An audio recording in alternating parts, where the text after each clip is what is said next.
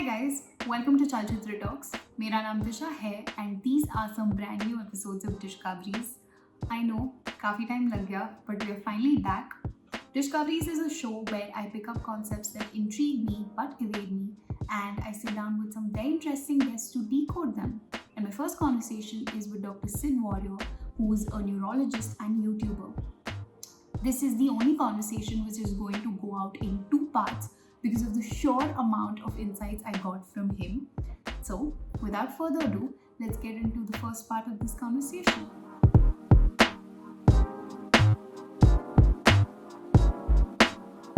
Hi Sid, welcome to Dishcoveries. Hi, thank you. I was very keen on having you here for an episode because I have learned so much from your videos. Even from your Insta and Twitter, there are always these nuggets of wisdom that you're dropping there as well. And in fact, there's a tweet that you tweeted out a few days back that I would like to read to you. Okay. And I would love if we could kick off the conversation from there. I'm very nervous because Twitter is usually where... These are your own words. I know, that's what makes me nervous. Okay, so when you're in love, your brain makes someone else a part of your own identity. Quite literally, they become an extension of yourself. So when you risk something for them, you're doing it for yourself. All love is selfish, and that doesn't make it any less beautiful. So there's so much packed in these 4 sentences itself. And if we could begin with what you mean by your brain making someone else a part of your identity. When we think of love, we think of all the stories that we've heard in Bollywood. You know, when you fall in love, you are obsessively thinking about another person. But through all those stories, we still imagine that other person to be different from you. Like they are a separate person and you are a separate person. But what happens in the brain is that when you start owning something, your brain gradually makes that thing more and more a part of you. So think of it like wearing a glove. So initially the glove is something that you hold in your hand and it's not really a part of you. But then as you keep on wearing it, and once it's on your hand and then you start doing stuff with it, you can't really tell if it's your finger or the glove. And your brain actually includes the glove as part of your body. Right. An interesting analogy to this is in sports. So if you imagine Roger Federer holding a tennis racket, for Roger Federer's brain, that tennis racket is not a separate thing. It becomes part of his hand.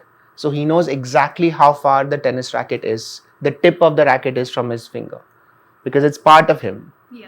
Similarly in love, when you start falling in love, another person starts off as another person. But as your brain goes on getting more and more invested in them, they become an extension of you. And that's kind of why you feel pain when they are hurt or when they break up. Yeah. It's like literally a part of you going away. And how quickly or slowly does this process happen? And can you catch yourself, if at all? Now that you've read my tweet, yes, you can. Yeah. But there is no fixed timeline for this though, because it depends on how accessible you are or how receptive you are to somebody else. And it also depends on your past traumas. So if somebody has had a breakup recently, they may not want to extend themselves. In fact, they may want to protect what they have even more. So it becomes like a defense mechanism that, no, I don't want anything else. But if somebody is open to the idea of falling in love and they find somebody worthy to invest time and effort, it would happen much faster. So I'm sure that we've all known friends who are more romantic than others.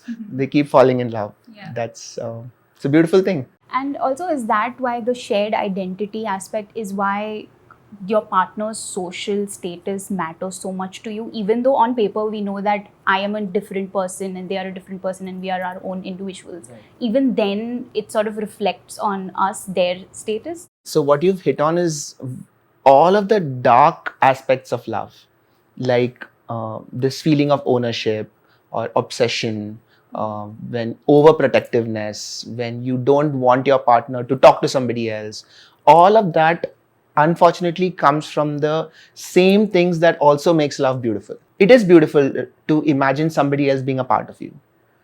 But if they are a part of you, then now you feel that I have a say in what they do. So the real challenge of love is to balance ownership and detachment, because they are a part of you, but they're not you. So how do we walk that balance? This is the journey that I think every relationship goes through. Because if they're too far away and you don't feel any ownership at all, then how are they different from any other stranger? But if you feel too much, then you might start getting angry at them for small things because you feel, why am I doing that? So we have to keep on talking, keep on communicating to maintain that balance. But as an individual, how much control do we truly have over instilling this balance between attachment to the partner and also maintaining our own individuality? I truly believe that love is a spectrum of emotions. You can fall in love at multiple levels. You can fall in love at a very primal level where you have no say, all the way to you can fall in love in a very cerebral, thinking, rational way. So it's very difficult to pinpoint that love happens in this part of the brain. It doesn't happen like that. Love is a very wholesome thing. You can say attraction can happen in a particular part. You can feel, you can say infatuation happens in a particular part. But love is the overall story that we have created, putting all parts of the brain together. Sometimes love is irrational. Sometimes love is very logical, very calculating. Sometimes love is angry. Sometimes love is passionate. It just depends on, at that particular point, which part of the brain is taking precedence. So yes, I think you can control the narrative, especially if you know that this is what is happening. I think what happens is people don't really realize what is going on in their brains. You know, they're just being swept away. So it's kind of like being put in a car for the first time and told, okay, accelerator dabao. They just have to figure it out. Yeah. Which is so scary, right? Nobody trains you to fall in love. I think if you know about this, you get a bit more control. I think that is the sort of control that I, to some extent, got from your videos. But you know so much about what your brain behaves like when you are in love. Has that brought you any immunity from the madness of the experience? Oh, wow. No, not really. So there are a couple of reasons for that. One is I fell in love a long time ago, and I've been in a relationship with somebody for 18 years. And thankfully, I didn't know any of this at that time. So I had the luxury of falling in love like an absolutely stupid teenager. And that was a great experience. I would highly recommend it to everyone. All of the things that I understood about love has been, at least from the neuroscience perspective, has been over the last 2-3 years. And what is interesting is now I could correlate that, oh, this is what was going on at that time. When I said that silly thing, this is why. Being stupid in love is a human privilege. So I'm not very sure that we should go into it thinking very rationally. It's not, I'm not sure it's necessary, because human beings in general have control issues. They want to control everything and they want to feel responsible for everything. Love is the one thing where you actually do get swept away. Quite literally, it is the one socially acceptable psychedelic. So I wouldn't recommend that you think too much about it. Just enjoy it. I think all the learning should come in retrospect. This is just what I believe. Okay, so given the chance that you could know about the process as you were falling in love, you wouldn't take that. So knowing something doesn't have to mean that you keep thinking about it. Like, for example, you can take skydiving, right? So you can learn all the physics of skydiving that you want. But then when you are falling from that plane, do you really want to be calculating your speed and how much oxygen you're intaking and what is going on in your brain? At that point, you just want to be screaming and being blown away by the fact that you're falling from a plane. It doesn't matter how much knowledge you have. At that point, you just want to be in that moment. I think that's really important. Because life is about living in those moments. So knowledge should not come in the way of being in the moment. Interesting. I think the question, the reason why I was asking these questions to you is because I have this conception that the more I teach myself about love, especially on like a biological level, the more I will be able to brace myself from all the hurt that comes with it. That is kind of true. I think knowledge definitely helps for you to deal with certain things. So when something happens and you know why, that is step one. Step two would be then knowing what to do about it. But if you don't even know why something is happening, then chances are that you will feel like you have no say in the matter. If, say, somebody does go through a heartbreak, it won't make the pain any lesser, but it will make it easier for them to deal with the pain. This is something that, again, I believe. Does that mean that they shouldn't fall in love? Of course not. Human beings have this amazing capacity to feel so much, far more than animals can, because human beings have the capacity to take an emotion and multiply it because of the story that they've created. The same piece of chocolate could be okay or the best thing you've ever eaten, depending on the context in which that chocolate is served. So we have the capacity to do that. Similarly for love, we have the capacity to make something dismissive or the most painful episode of your life, depending on the story that we create around it. Why not? It's a superpower. Enjoy it. I was watching a stream of yours where you were talking about something similar and you mentioned the term metacognition. I would love it if you could expand on it a little. Interesting that you bring up metacognition in a story about love. So cognition is the ability to think. Yeah. Metacognition is the ability to think about the fact that you're thinking, which is where human beings have an edge over other animals. Because even to some extent, that, as far as we know, even monkeys, apes, chimps, they all think, they all calculate. But can they think about the fact that they're thinking? Are they aware that they are aware? Yeah. That is what metacognition is. And metacognition is also a spectrum, because you can just go on down that loop of awareness. Falling in love is a very core, basic, animalistic emotion that keeps evolving as the animal evolves. If you say that like a peacock spreading his wings and a female peacock falling in love with that peacock, okay, and they have kids. Now that could be just attraction, but if a human were to look at it, that human might write an entire poem about that and say, look at these beautiful peacocks, see how pure their love is. Yes. So human beings have the capacity to even think for other things. Yeah. We have the capacity to personify things. We can say that this cushion has emotions. If you remember, in our school, we used to have these essays, right? A day in the life of a book. Yeah. Or, we were supposed to personify an inanimate object. Yeah. That is a kind of metacognition. Because you are now putting yourself in something else's shoes and imagining an entire world. If you can do that to a book, of course you can do that to a person. And that is also part of love. Because now it's not just about how I feel about somebody. I'm also putting myself in their shoes and imagining how they are feeling about me. And this conversation between my cognition and my metacognition is part of love. You mentioned something about how we are constantly evolving. So is that even true as us as lovers, we are constantly evolving throughout our lives? Absolutely. Love is an extension of whoever you are. At any point in your life.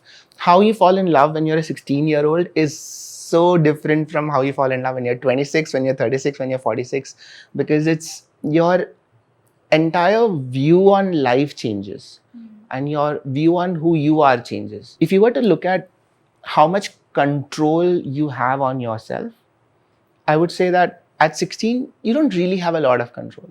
You are pretty much in flow with your emotions, and that is amazing. So love at 16 is a extremely chaotic thing. Love at 26 is also chaotic, but in a different way, because now you have some kind of control, but then you still haven't figured out a lot of things. You might find somebody at 36 falling in love in a much more quieter way. Of course, there are exceptions. Of course, there is chaotic love when you're 36 also. But age and mostly experiences changes love, especially traumatic experiences. So you have a couple of breakups and you see how your love changes. And how exactly are the changes reflected in your brain through these traumatic experiences? So we are always afraid of something hurting us, right? That's very core. We don't like threats. So if you have been hurt by something or someone, it could be an inanimate object. It could be, suppose you were burnt. You were playing with fire and you got burnt. And this is such a good metaphor. You were literally playing with fire and you got burnt. The next time you see something that even resembles a matchstick, you might withdraw. You might say, oh, let me stay away from that. The problem is, what if all of this is happening at a very subcortical level, like subconscious level, and you are not even aware that you are now trying to stay away from this thing? Then you might end up taking decisions that are taking you away from that without really knowing why. So if that earlier incident hadn't happened, you might have taken a lot more risks. You might have met a lot more people. But now you are not, and you're not really sure why, but it's actually because of that experience. It might not even have to be your experience. Your best friend could have gone through something. But that's enough, because human beings are so capable of empathy that if you and I are very close and you go through something, my brain has already learnt it from you to not do this. So if your friend goes through a crappy relationship, for all you know, you might get affected by it and say, stay away from this thing, stay away from Tinder or whatever. You can just get traumatized. Yeah. And how much of this is set in stone? Can we change ourselves from, what I mean to say is, how long-lasting of an impact can a trauma related to a romantic relationship make on you? No fixed timeline. In general, all trauma goes through certain phases where you are faced with a situation. As always, you try to control that situation. That situation goes out of control.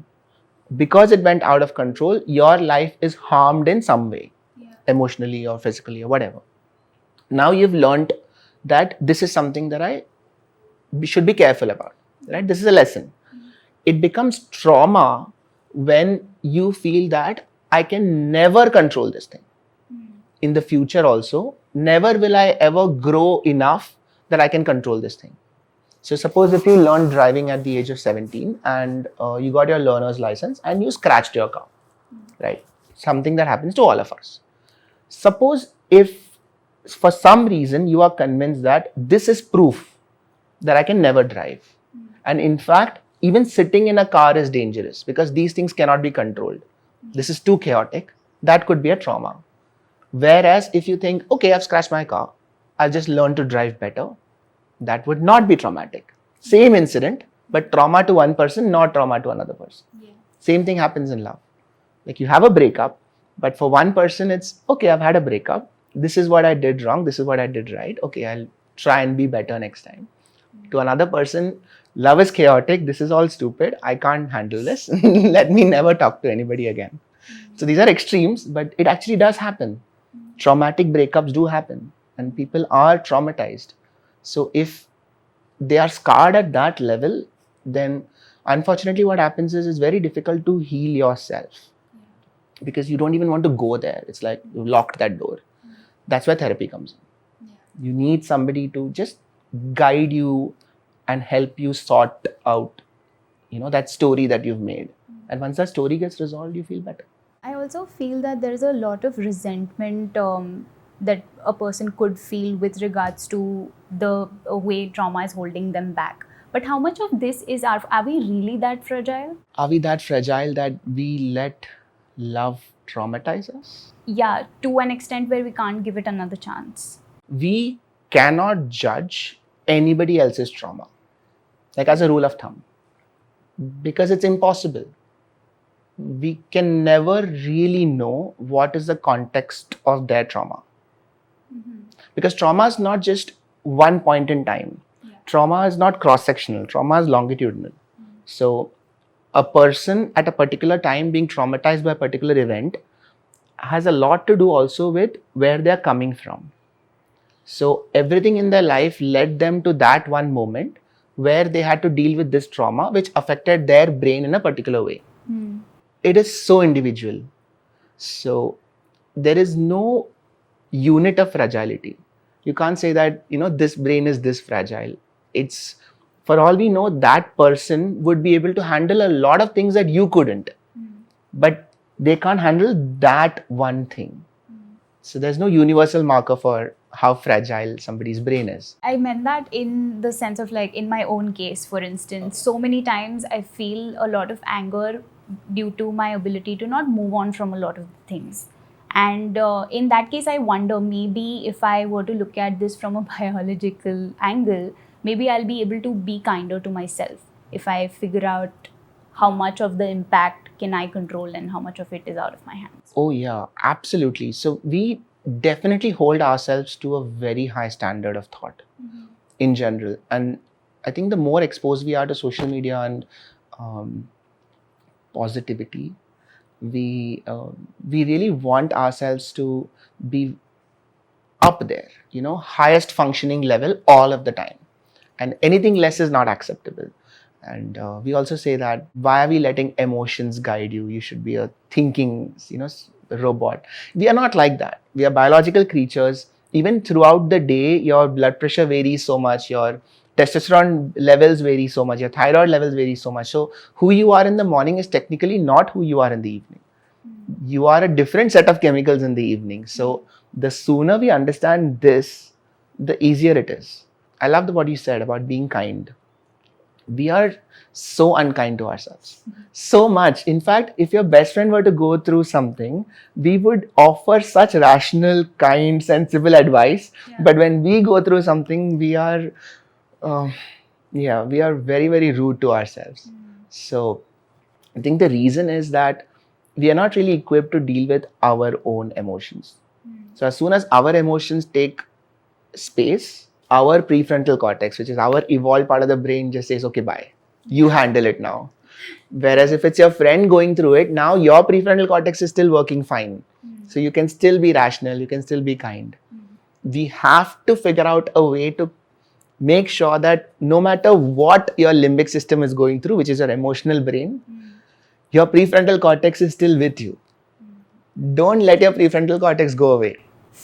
You have to keep it. You have to make sure it is there at all points. And then I feel that once you understand this dichotomy, because it's actually not just you in your head, there are multiple yous and you need all of them. So keep all of them happy and you are okay. Since we were talking about how it is far more easier for us to be more rational and kinder when we are talking with regards to somebody else's romantic situation and not our own, would it be a good idea to let your friends or your family members or people you trust outside of you, to let them pick your partners for you? Not trying to make a case for arranged marriage. Yeah, exactly. I was just thinking that, like, we've circled all the way back to Mummy, Papa. I've heard you talk about how your serotonin is down and your dopamine goes up, and that is why it affects your risk-benefit analysis. Yeah, so that was in context with late night texting. Oh, okay. So okay. Yeah, so in general, the longer you stay awake at night, your serotonin level goes down, because why would you need serotonin? You don't have to make any important decisions. You're supposed to be asleep, right? Yeah. So your brain is very sensible that way. But it doesn't realize that you're awake now. So we shouldn't make any romantic decisions past 12? Definitely not. Got it. Any decisions, but then especially romantic. And no 2 a.m. texting. And it's very bad idea. But that's also why people enjoy it, because there is a natural amount of recklessness there.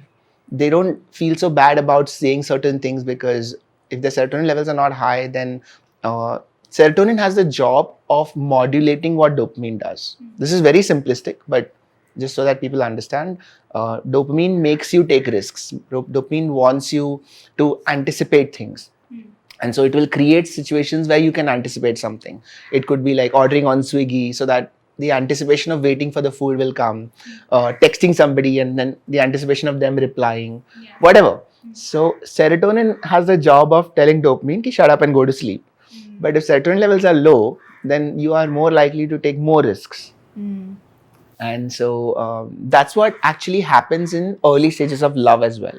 So you have a lot of anticipation that something's going to happen. you also need that to happen because love is a gamble. There is no guarantee that you bet on somebody and they will say yes, or that you will successfully have a relationship. As far as nature is concerned, success means having kids. So there's no guarantee for that. And so you kind of need your brain to stop thinking logically for a while, because logic says don't fall in love. Why would you take such a risk? Why would you put in so much time and effort into somebody when there's no guarantee? Nature can't survive like that. You you need evolution to go on. So you need people to be stupid for a little while.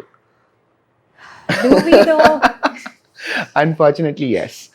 So that's what happens in the early time of love. Yeah. And then, of course, your brain corrects itself. And that's also how people feel the earlier spark is gone.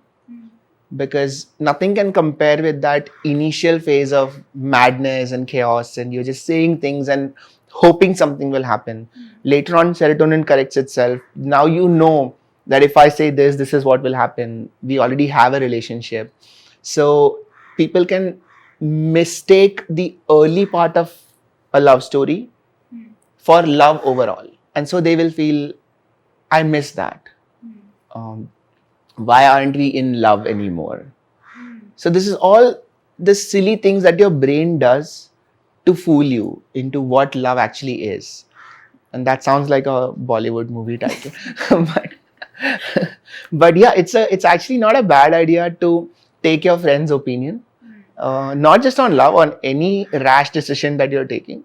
Because you just need somebody to give you an unbiased opinion. And love is the most unbiased opinion. Love is the most biased opinion that you will ever have. True. In a very rudimentary sense, would it be fair to say that the initial stages of dating or love is guided by dopamine, and the later stage is more oxytocin based? Little bit. So earlier stages of love, you see somebody. You are excited, you are attracted. Dopamine level starts to go up. You are anticipating. What if something happens with this person? What if he or she says or responds to me? Says yes is also such a new concept. It's just respond. Will their body language, will their eye contact, will their smile, anything, will there be response? That itself is the first bet. So there is dopamine going up because you're anticipating. At the same time, your heart rate is going up, you're breathing faster because your adrenaline levels are going up. So in the earliest stages of love, these two hormones predominate. Yeah. After that, once you have formed a relationship, oxytocin starts going up because now you're bonding. Now you have a story around you. And oxytocin is eventually what leads to the first part of the discussion that we had of feeling like somebody else is a part of you. That is oxytocin. So oxytocin was first discovered because mothers had oxytocin spikes when they had a kid. Quite literally, somebody is a part of you. And so we used to think that oxytocin means maternal love. And then you realize that it's not just for mothers. It's also for lovers. It's also for father and son. It's also for team members. It's also for a football club. So you will feel oxytocin bonding if you are a Man United fan. First of all, my sympathies. But second of all, I mean, yeah, can't lie. Yeah, me too. You It hurts. Not a good time for us. It hurts. Yeah. But yeah, so the reason it hurts is because we identify with the team. And when they lose, we lose. And that bonding is happening because of oxytocin. So at that point, oxytocin goes up. And then serotonin is kind of in the backdrop of it all, making sure that everything is in balance. You are risking it, but also not risking everything. So that balance is what serotonin does. Again, this is very, very simplistic, but just so that people have an idea. I'm gonna put this in the most basic way, but dopamine sounds like it's far more exciting than oxytocin. Yes. Is this why like long-term romantic relationships feel boring during some pockets of time? And is there a way to reignite the spark? And is that even sustainable though? It is. So this is what I think about reigniting dopamine. What happens is that once you are in a long-term relationship, the need to take risks go down. Yeah. Why would you risk anything? You already have what you set out to have. Yeah. And the problem is that not taking risk is super safe. It's super comforting. We love being comfortable, right? If we were out on the streets right now and we didn't have this comfortable house, we wouldn't like that. We love that this is here. But because this is here, now we feel like going out. Now we feel like clubbing. Now we feel like traveling. The only reason we like traveling is because you have a home. Oh, okay. If you were homeless, you would definitely want a home first. So that's what relationships are. Relationships are about creating a home and then traveling. But relationships don't do that. They create a home and that's it. So, according to me, the real advantage of creating a very stable relationship is so that you can take risks. You can take risks that other people can't. But people don't do that, and that is why they don't have those dopamine spikes. If they start doing that, which is also in common language what they say, spicing up a relationship, I was about to ask that you is for an pretty example. much that, right? You can, spicing up doesn't have to mean a particular thing. It doesn't even have to mean something sexual. It could just be anything. But take risks as a couple because you can, because you already have a successful relationship, which somebody who doesn't have a successful relationship would not be able to. So take advantage of it. That's probably one way to keep dopamine spiking up. I'm guessing that a large part of this would involve having that sort of identification system for yourself, for your partner, and being able to communicate that really well. amongst Yeah. us. Because if one person is taking risks by themselves, that's not really a relationship thing. Yeah. So that would make it a different conversation. But as a couple, if you're taking risks, when I say risk, I basically mean, are you anticipating something? Like, are you creating a situation where now you are looking forward to something happening, which is not 100% sure?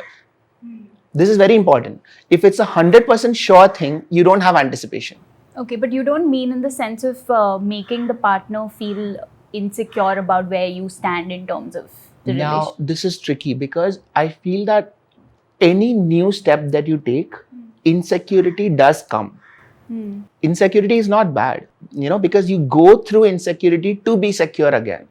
If you aren't going through any insecurity, then that means that what you've gone for is 100% certain thing, which is not really a risk. Yeah. So insecurity itself, or even jealousy for that matter, is a natural phenomenon that happens when a couple grows. That in itself is not bad. How you handle that insecurity or how you handle that jealousy is kind of what separates each relationship from the other. On a slightly different note, I would love to understand how aromanticism is explained by neuroscience, if at all it is. Any romantic relationship is a story that we try to create to explain certain biological things that are happening. So, like I said, your dopamine levels are going up, your adrenaline levels are going up. You are feeling that sense of anticipation, your heart is racing. We have a story of love at first sight to explain these biological things. So, every kind of romantic relationship there is a different story that we create to explain something that is fundamentally biological. So is aromanticism. If somebody is aromantic, what it basically means is that because they are not feeling all of those biological things, they now need a story to explain that. And so if I go through life and everybody I meet, I like them, but I don't feel anything for them, I would call myself an aromantic. Yeah. Because I need an identity. I need a word for it. I need some kind of explanation to give to myself and my closest friends that why the hell am I not doing what all of them are doing? So we create that story.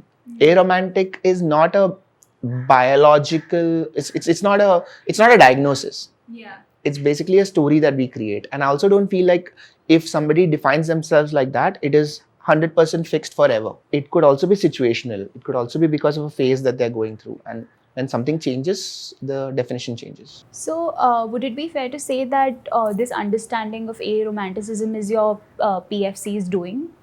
And on a primal level, you still have the instinct to...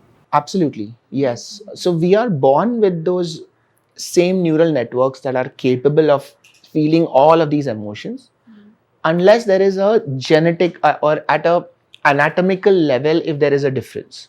So that can also happen, and this is especially true when we talk of sexuality, because the norm of talking about human beings as heterosexual, that came about at a time when people didn't really understand neuroscience and sexuality.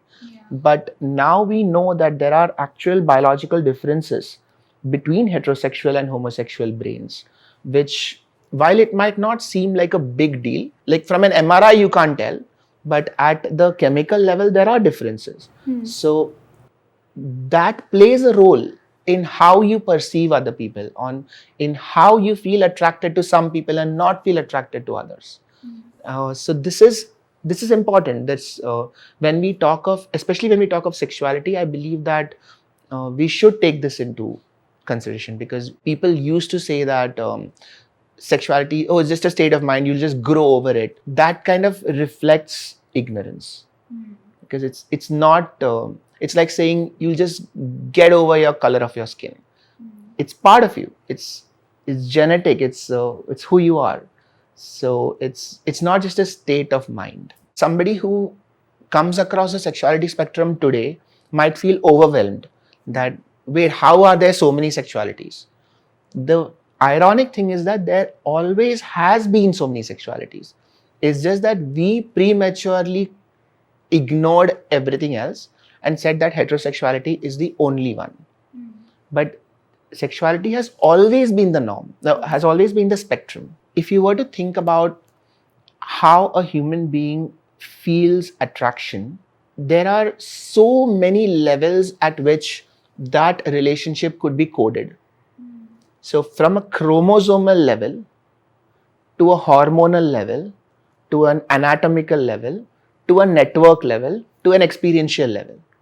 These are the levels at which sexuality is coded. Sexuality basically means who are you sexually attracted to. Yeah. Gender is different. Gender is who you identify yourself as. So when we're talking of sexuality, who you are sexually attracted to could be determined by any factor in all of these levels, which is why it's complex.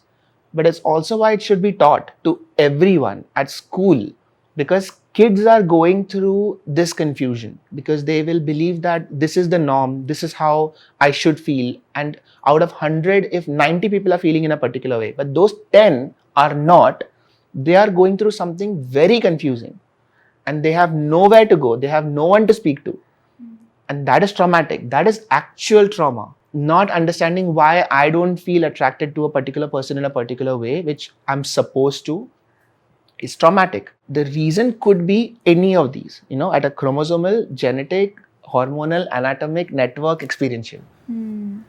This has to be understood. I can't even imagine what kind of a difference a positive one would it have if this information was more accessible from a younger age itself. Accessible and accepted. Because it is accessible technically. If somebody wants to go and read about it, they can. All the information is out there. Yeah. But it's not easily understood, because it is still talked about in kind of complex terminologies. And B, it's still not accepted. Yeah. Because one thing about human beings is that, or human brains, is that it is lazy. So if I give you an easy explanation and I give you a complex explanation, you will always go for the easy explanation. The explanation being that heterosexuality is the norm, everything else is weird. Okay, I can understand that very simply. I don't need to put in thought and effort and time. Let me go for that. But if I were to sit and tell you about how networks affect this and how chromosomes affect this, already you start zoning out. Like, okay, don't give me so much information unless it directly affects them. So somebody who is going through this would be going through all of these websites and random blogs throughout the night trying to understand what is happening to them. Everybody else doesn't care. Yeah. So that's the dichotomy here. That's why I think it should be taught in school, because that's literally the only time when kids are forced to learn something that they don't want to. Who wants to read about tundra mein kaun sa plant grow hota hai? And they're impressionable enough to make sense of it. But what I find the most interesting from this discussion is how much of neuroscience promotes empathy, because not only did I understand how there are explanations for a spectrum of sexuality, but also why people wouldn't accept that too easily. Yeah. So I understood both ends of it, and I think that is why more of these discussions should happen. Yeah, absolutely. Like people get threatened by anything that will question their, pre-existing thought, especially if, say, it's an older generation. Yeah. And a kid is coming and saying that this is how I feel. What they're actually doing is they're questioning that older generation's entire philosophy on life. Because they have grown up believing that this is how things are. And if somebody is saying no, they personally feel affronted. Because you are not just correcting a part of my thought, you are questioning my entire philosophy of thinking. So they double down on it. This happens on Twitter all the time. Somebody will tweet something stupid and then somebody will say something bad against it. And so you're forced to stand behind the stupid thing you said in the first place. It was a joke, but you will still have to double down on it because now you feel ownership over that thing. It happens all the time. And then you take it personally. Biswa had this incredible bit about how couples fight because one person will say something and the other person will say something against it, and now that first person will have to stick their neck out to defend the first statement, because otherwise that other person will lose respect for me, right? So you have to own it up. This is what happens in these discussions also. If you could just have this in a non-threatening way, this conversation, I think a lot more people would be open to changing how they think. And is it both sides' responsibilities to make sure that I don't hurt their ego and also to make sure that my ego doesn't come in the way? It is. And this is the trickiest bit because I think one of the problems that the conversation is facing between the so-called right, I'm not saying right and left because that's more political, but liberal and conservative or woke and not woke, is that the responsibility of understanding is put entirely on the non-woke. Your job to understand. But things are moving very quickly. New evidence is coming up very quickly. People are evolving at a much faster rate.